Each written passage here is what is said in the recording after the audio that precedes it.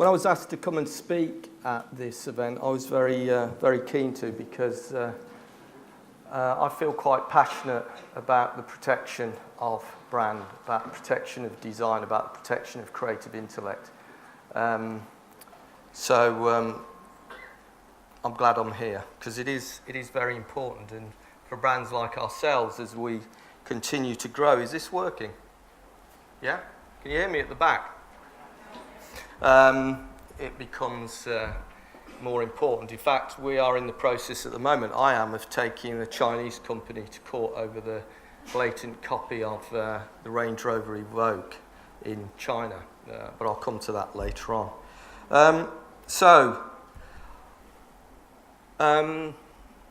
Yeah, I'm the design director and the chief creative officer. I'm also on the Jaguar Land Rover board, and my remit isn't just the design of the cars, although I'll be quite happy to sit and do that all day.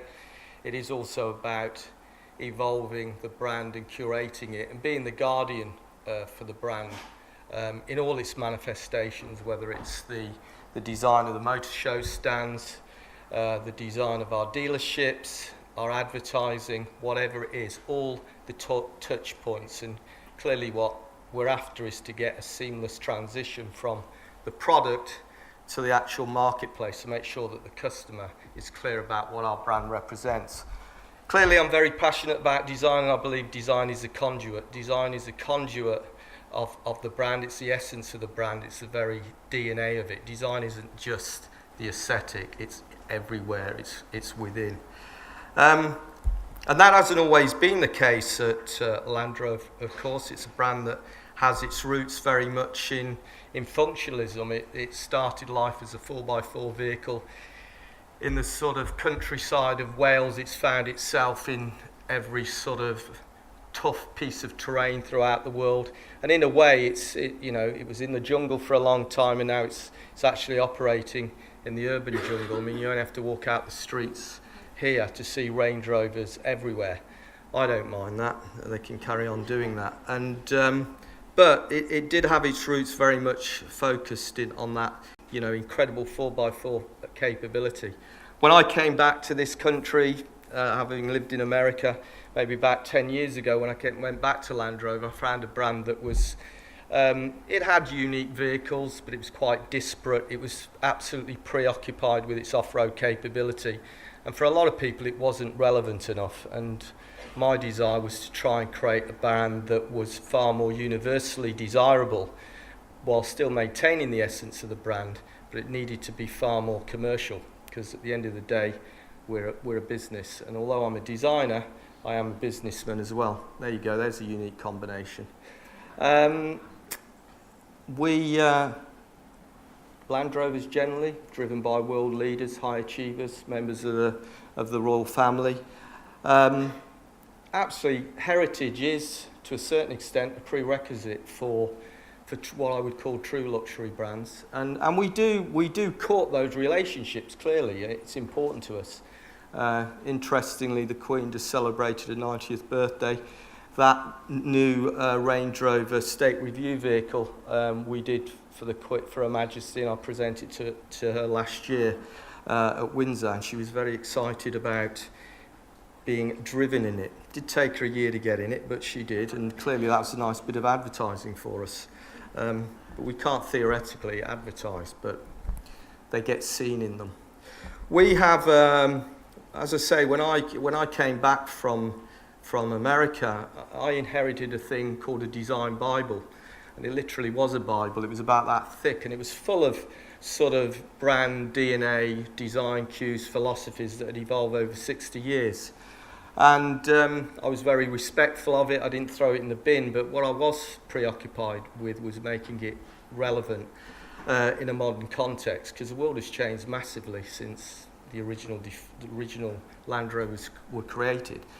So we went about creating this design strategy, and I'm not going to go into the detail of it, because it would take all day. And no, we're not designing ladies' shoes, but I think that image gets the point over, that when we talk about desirability, you show me a well-heeled woman that doesn't desire a pair of Christian Louboutins or Jimmy Choos or whatever. You don't need them, but you desire them. So we have a very well considered design strategy, something that a great deal of creative intellect goes into. That's inextricably linked to our brand architecture, which simply is Land Rover is the master brand. 3 distinct families sit below it: Range Rovers, Discoveries, and Defenders. And to be honest, we're on a journey. We're on a journey of transformation, and we're only part way on that journey. And a lot of the focus so far has been on Range Rover, which clearly within our brand does have the most equity. It is a luxury product. But what you'll see there is, in terms of I wouldn't call it an attribute, but the fundamental drivers for us are design and engineering integrity. And as we go through this, design plays the role of creating the differentiation between these 3 distinct families. If it's a Range Rover, it's design and engineering integrity, and it's all about refinement and luxury experience. If it's a Discovery, it's the design and engineering, but it's about versatility. And if it's a Defender, because we haven't got one at the moment, we just stopped production of it, but we're going to create a whole new generation of them. It's about design and engineering, but it's about durability. And that won't be clear to all these products are out there, but that journey of transformation is well underway. And these products that you can see here are all Range Rovers except for the Discovery Sport, have helped transform this business in terms of it making it very successful. I've been accused of glamorising the brand. I'll take that because we've also made a lot of money out of it. And we want to continue to do that. But having said that, when I first came back to Land Rover, we're employing about 12,000 people. We employ 40,000 people directly. We employ in the supplier base another 150,000, and we're putting billions into the UK or UK PLC. So that's what I believe good design and desirable products can do for you.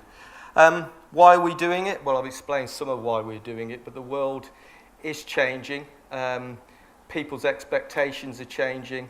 The fact is that by 2020, what we would call the generic SUV market, which stands for Sports Utility Vehicles, it's going to be about over 20 million vehicles sold globally. So we started that market, and we have all the credentials to operate in it, and we want to grow. We don't want to grow massively, but we need to be big enough to sustain ourselves in the longer term and reinvest in new product and keep people in jobs and keep families happy, for want of a better description. But we need to be fluid and we need to be flexible in terms of the products we produce. I don't know how blue that blue is on that Patek Philippe watch, but the BDI experts among you might spot that maybe that isn't real. No? Anyway. Range Rover sits in that world of luxury. It's a world that you, I'm sure, are aware of. People have high expectations. These are products that people don't need, but they desire them. It is all about desirability. It's about making that emotional connection. And for me, it's quite simple. I will split it down into 3 things. Visceral. When I look at it, do I want it? Do I desire it? Once you've ticked that box, behavioural. Once I've got it, does it work? Does it do what it says on the tin? And last but not least, reflective. Once I've owned it and experienced it, do I still desire it? Does it still do what it's supposed to do? And have I built a relationship with it that's long lasting, and I want to go back for more, or I want to sustain that relationship. And it's about those 3 things.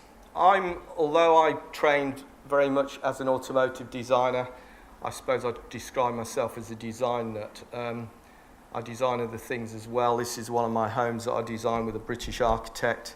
I'm a collector of art and design, and you won't find any knockoffs in this house. And I'm always changing, refining, and curating. Now, I don't know how much that affects what I do in my everyday job, but it is my passion, and I suppose for a creative person, that is very important. And I mentioned earlier how recently we've seen the EU have now made knockoffs in terms of furniture, the design classics, illegal. They've changed the 25 year of a designer passing away, and you can copy that product to 75 years, which is interesting. That'll put a few people out of business. But for me, I don't think it's a bad thing, because it's protecting the creative intellect of the Arnie Jacobsons and the Ray Eames and all these people that spent a great deal of their lives creating these very special things, something we don't necessarily put value on. I am a modernist, and for me a prerequisite of modernism is longevity. Interesting when you look at that image. That house by Richard Neutra was designed in 1946, and there's a car that was designed, Range Rover Sport, a few years ago. That house still doesn't look out of place. It looks as relevant today as when it was created. The automotive industry is a very complex industry.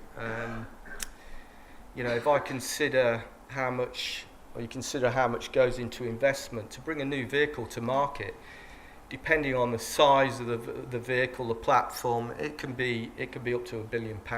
That's a lot of investment before you've even got the thing on the street and making any margin on it or making any profit on it. So a lot of investment, a lot of intellect goes into it. The normal gestation period from concept reduction is 5 years. A lot of legislation is making the whole process of designing a vehicle more and more complex. That's without even mentioning sustainability, autonomous driving, safety legislation, and all those things. So by the time you've done all that and got it out on the street, the last thing you want is somebody copying it. But they do. Oh, sorry. Can I stop this for a minute? We can start again. I missed it. Back. Twice. There you go. See? I thought I was technical. I always miss these animations. What I want to just show is a quick film when we originally introduced the current Range Rover.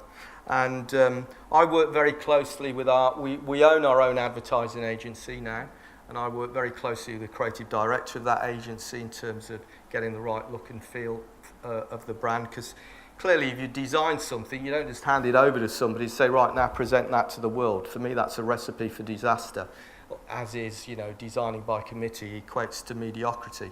This is an animation, a film that we created when we launched that vehicle. Be interesting to see if you know what the music is, because we actually did pay for it. We didn't nick it. I'll play it, yeah? There you go.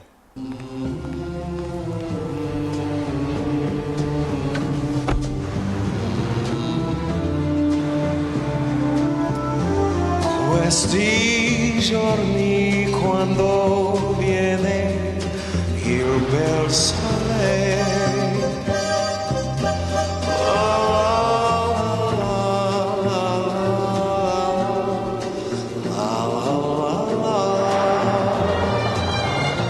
it's on days like these that I remember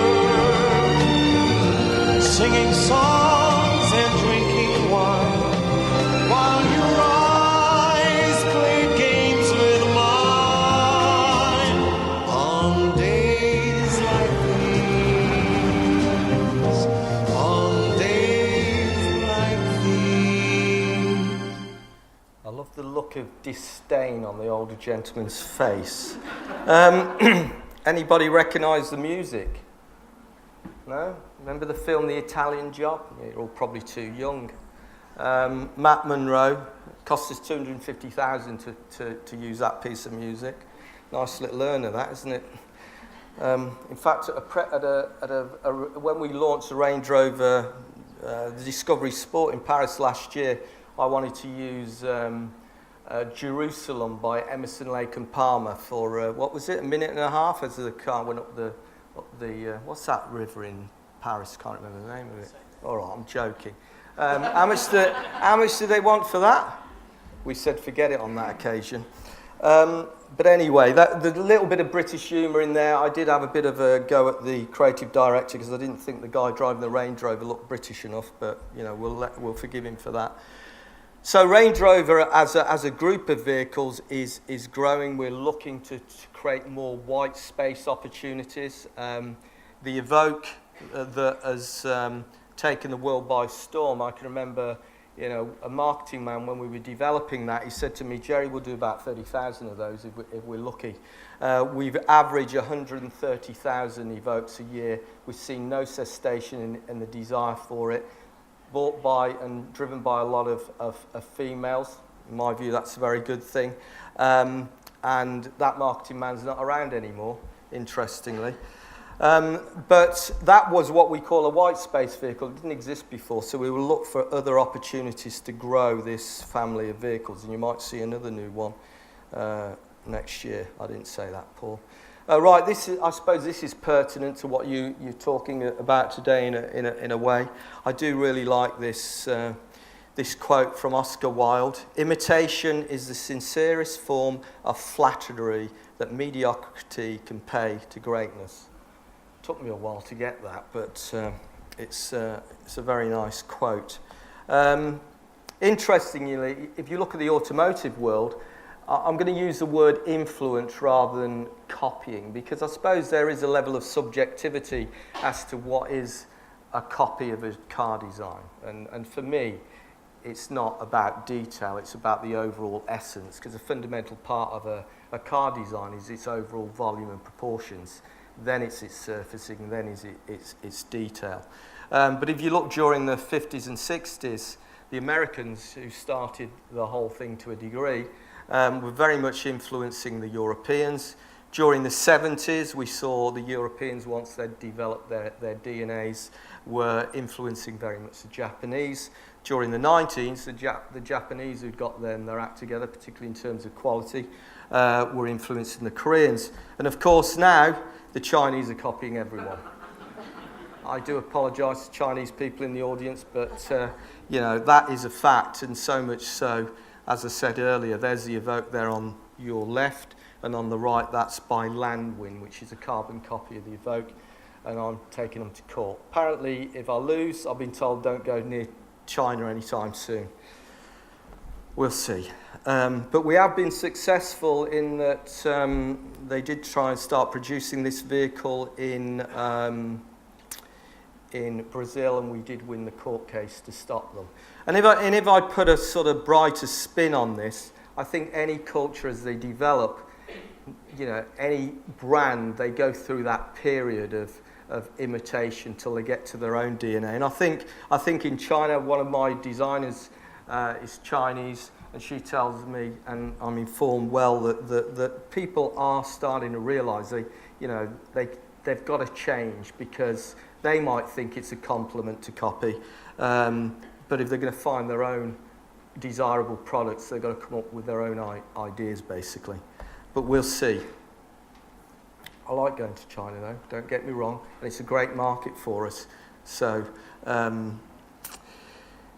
another area for me, which goes into the sort of imitation arena, we've just set up a business called SVO within our company, which is Special Vehicles Operations, and this is all about bringing more tailored type vehicles to people that want something of their own, something bespoke, and this is big business for us.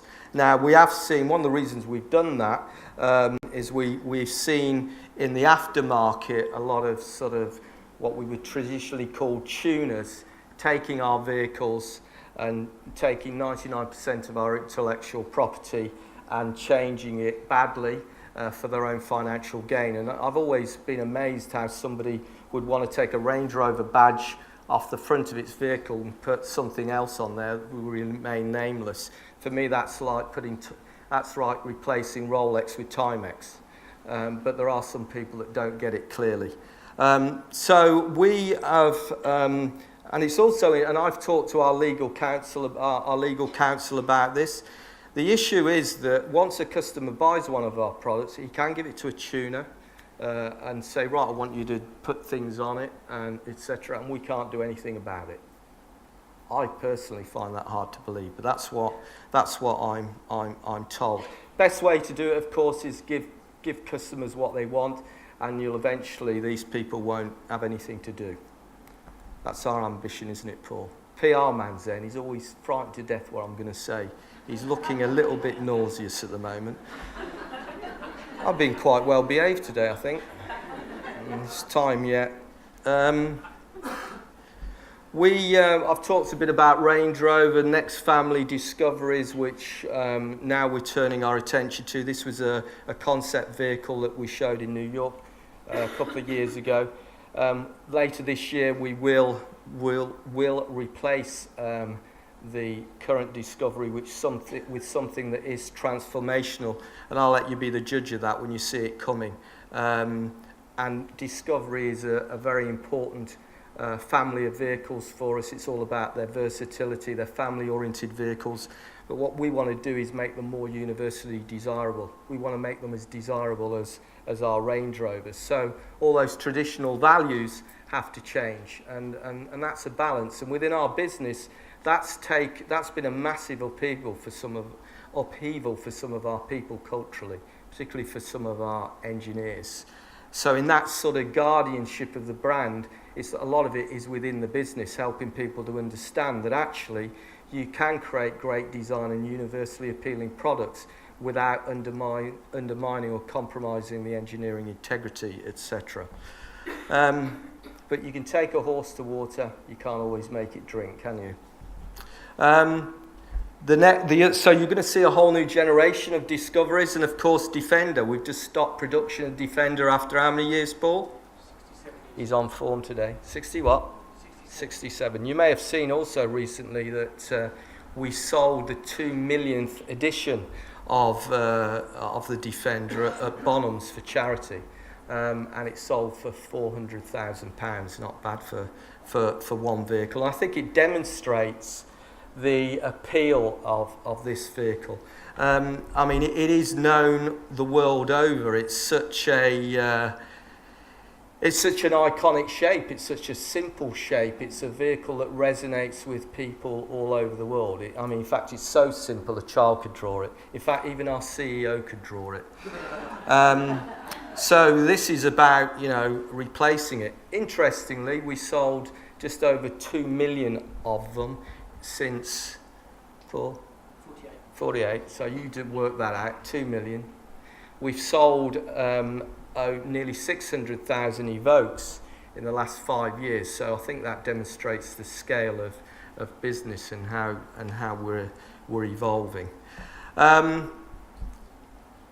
So what's it all about for us? It is really about creating a compelling vision.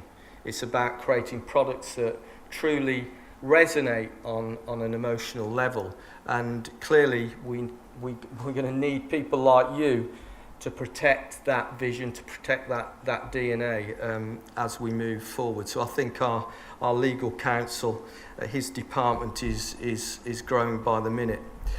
I truly believe that design has the ability to not only transform businesses, but to truly enrich people's lives as well. I mean, if I go back 10, 15 years ago, a designer would never have sat on the board of a big automotive company.